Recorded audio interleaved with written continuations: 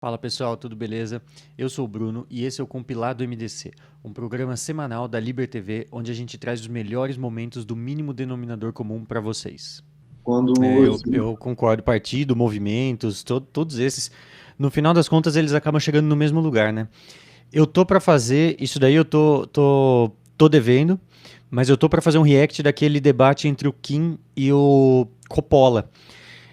E claramente o Kim tá naquele debate justificando o injustificável. Né? O MBL, que começou como um movimento liberal, que vinha tirando o Brasil, tirando o coletivismo de cena do Brasil, tá agora justificando como vamos dizer assim, um coletivismo parcial, se é que existe isso.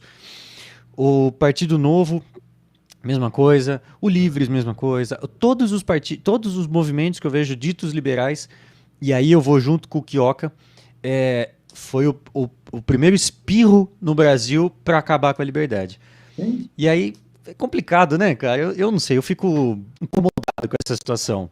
é o que a gente tem também para hoje, e como ninguém está disposto a fazer o que teoricamente se faria quando nasceu o que a gente chama de país da liberdade, né, the land of the free, né, os E já Estados foi Unidos, também, né? e já Acabou. foi, não é mais.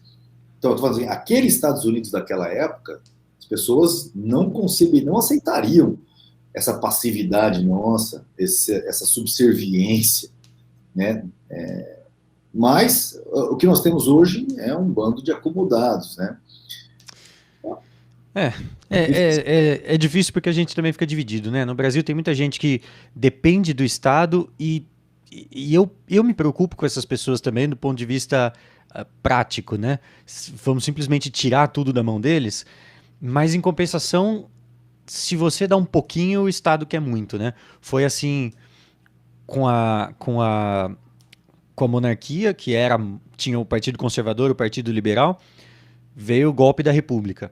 Foi assim depois no Castelo Branco, que foi um golpe militar em cima da esquerda, mas o próprio Castelo Branco, essa é a parte da história que as pessoas não gostam muito de comentar. Mas o Castelo Branco tomou um golpe na sequência, quando ele estava preparando para devolver o poder para os civis.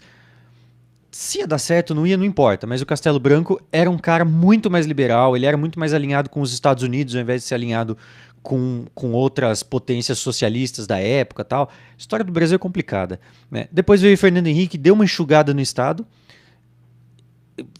A gente tem que tomar cuidado com essa enxugada, porque foi uma enxugada bem de leve, né? Foi aquela enxugadinha onde se privatiza aqui, mas regula ali. Mas veio o Lula e começou a inchar de novo. Então, não para, né? Não tem jeito. O Leviatã não para de crescer. Exato. E então, então a gente fica com essa visão meio dividida. Bom, Nós corremos o risco de, infelizmente, repetir os erros da década de 70, que foi uma década que a gente chama milagre econômico brasileiro, expansão monetarista, e viver a década de 80, onde a gente teve uma série de crises aí, e aí a gente viu o populismo estourando dentro do Brasil. Esse é um problema importante que você trata. Eu acho que ele vai além da discussão de propriamente moeda de inflação, que é uma discussão que a escola austríaca faz quando ela nasce, que é a primeira página do Karl Menger, Economia Política, né? Princípios de Economia Política, do livro Karl Menger, que está fazendo 150 anos.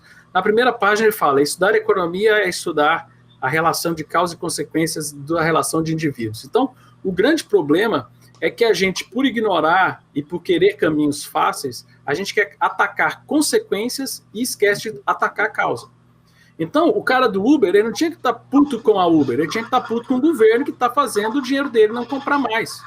Exato. A Uber está dando um emprego, está dando uma renda para ele. Eu lembro quando eu trabalhei na Câmara dos Deputados, nós estávamos tentando barrar um projeto de lei que justamente queria dar um piso, queria dar mais de 70% da corrida tinha que ser do motorista e tal, não sei o quê. Aí os sindicatos lá encheram de gente lá, aí um cara lá falando em nome da Uber, que ele trabalhava demais, que ele era explorado e tal. Aí, muito sabiamente, um deputado, o deputado Lucas, né, do Novo, gente boa, ele fez uma pergunta muito bacana. Ele falou assim: o senhor trabalha, faz essas jornadas longas? Deixa eu te perguntar, o senhor é obrigado? A Uber te obriga? Aí, não. Como é que o senhor faz para ter essa jornada longa? É porque o senhor aperta um botão, aí o senhor é obrigado a apertar aquele botão só? Não, eu posso apertar o botão a hora que eu quiser para parar de trabalhar. Aí eu falei assim, então por que o senhor está fazendo essas jornadas longas? Porque eu quero, porque eu preciso do dinheiro. Então, o local que o senhor está achando para arrumar o dinheiro é ficar na Uber? Por quê? Por que na Uber? Porque não tem em outro lugar. Aí, essa é a verdade. A Uber é que está salvando esses caras. A gente tem gente falando assim, o país é um país de engenheiro que virou motorista de Uber. Graças a Deus que tem a Uber para o cara ganhar a renda dele, enquanto a gente passa por essa instabilidade econômica, né, para a gente poder, depois que a economia se acertar, voltar à normalidade, voltar a ter emprego para engenheiro e o cara se requalificar e entrar no mercado. Exatamente o que a gente vem falando, né? Ele está dizendo que... Gente, deixa eu interromper vocês e falar uma coisa que me incomoda desde quando começou a pandemia. Cara, desde que eu sou criança, desde que eu sou menino, se você liga o jornal da hora do almoço, o que é o jornal local na hora do almoço? É uma senhorinha na frente de um hospital público querendo leito pro marido dela. Exatamente. Desde que eu me entendo de gente, falta a porra do leito. Exato. Agora, de repente, nossa, os leitos acabaram. Velho, eu escuto isso desde que eu sou criança que não tem leito no SUS. Desde que eu sou menino, cara. Agora, de repente, vai ficar, não, agora é 70%. Aí tem matérias que é surreal, tipo assim, os leitos ficam viajando. Tem 400 leitos, aí depois fala que tem 300, depois fala que tem 500. Gente, os leitos ficam voando, né? Fica viajando. Cara, é surreal isso. O povo acha que a gente é pateta. Acha que a gente é idiota. Não, eles acham não, eles têm certeza. Acabar urgente. O SUS é a causa do problema.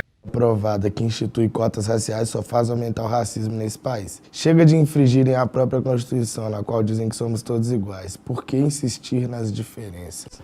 Não é questão de insistir nas diferenças, né? Somos iguais, no quesito somos todos seres humanos, enfim, tal. Mas as cotas raciais e coisas do tipo vêm para debater com o quesito de igualdade de oportunidade. E não que, todo mundo vai no banheiro, caga, todo mundo mija, não é isso, sacou? Isso aí todo mundo sabe. Inclusive, mesmo assim, existem pessoas que têm limitações, até físicas, biológicas, que fazem com que nós não sejamos iguais, né? Porque você tem que parar com esse trem também, somos todos iguais, sacou? Não tem como falar de nada no Brasil sem se esquecer que o povo negro foi escravizado durante 400 anos. A gente precisa de tratar esse assunto com a seriedade devida. Apesar de eu entender, quando uma pessoa faz uma crítica séria ao lance das cotas, de que a gente também não resolve totalmente o problema. A gente precisa começar a ensinar a galera na base. Quando a pessoa faz 18 anos, velho, ela já está praticamente formada. Ela já não estudou, ela já fez a escolha de talvez nem querer entrar na universidade. Talvez, inclusive, porque não teve incentivo algum. Como era, por exemplo, lá na UFOP, onde eu estudava, a galera da cidade chegava, entrava dentro da universidade e falava, eu nem sabia que eu podia entrar aqui, pra mim pagava pra entrar aqui. Então, quando ele fizer 18 anos, mano, mesmo com cota, talvez ele nem vai entrar na competição, nem vai querer, sacou, participar. Então, se a gente talvez investir na base e dar igualdade de oportunidade de estudo, de ensino pra todo mundo igual, a gente vai poder falar, velho. Talvez seja desnecessário as cotas, mas por enquanto, velho, senão não vai sobrar nada pra nós. Vocês vão pegar tudo. Nós estamos interrompendo. Vocês vão pegar tudo, isso é foda, né? Mas vamos por partes. Ele fala várias coisas corretas e ele fala várias bobagens. Aí, ao mesmo tempo, ele parte das coisas corretas pra inventar as bobagens dele, né? Não somos todos iguais. Pô, perfeito. Não somos todos iguais. Tem gente muito mais inteligente, tem gente muito menos inteligente, tem gente que parte de baixo e chega lá em cima, tem gente que parte de cima e continua em cima, tem gente que vai para baixo. Normal. Isso não é o problema. E ele tá certo, isso não é o problema. O problema é igualdade de oportunidade. Então, ele quer que os professores trabalhem para ele ou para todas as crianças gratuitamente e quer que todos sejam bons professores.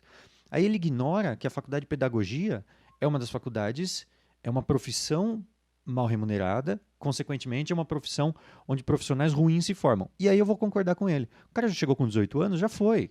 Então, o professor que está aí, não adianta falar que você vai pagar o triplo do salário, ele não vai ficar melhor por conta disso. Não vai ter uma educação de base melhor por conta disso. Isso é um trabalho de muitos e muitos anos.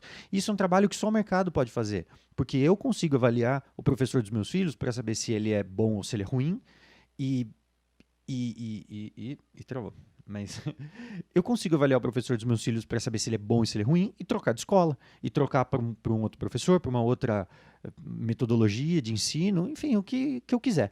Mas eu não consigo resolver os problemas do país. Eu não consigo. Eu sou obrigado a colocar numa escola X lá porque eu moro na cidade, porque eu moro num bairro, enfim, não importa. E sou obrigado a pagar todas as escolas. Como que eu vou escolher? Como que eu vou querer excelência no ensino? Então ele começou muito mal aí. Eu acho que a proposta de vouchers para educação, para sair dessa situação que a gente está, é perfeita. É realmente a melhor proposta. Mas enfim, aí é uma opinião minha, né? Isso dá para debater. Outra coisa que ele fala, não pode esquecer que os negros foram escravizados por 400 anos, então precisa de cota.